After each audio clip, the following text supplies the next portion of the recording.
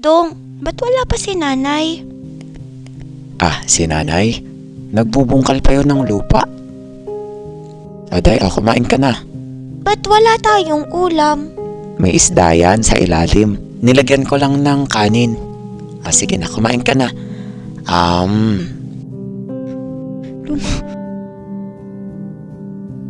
Inse, tulungan ninyo akong pumunta sa ospital.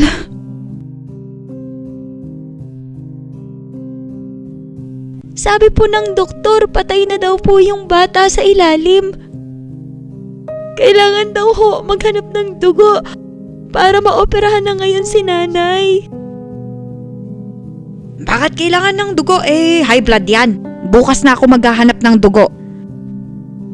Day, alagaan niyo yung bahay at huwag niyong papabayaan yung bata.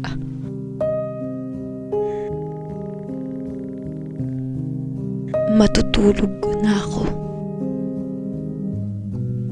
Wala na si nanay. Bakit nila binabalot ng banig si nanay? Kanya-kanya na lang tayo ng ampon sa mga bata. Sa akin yung bunso,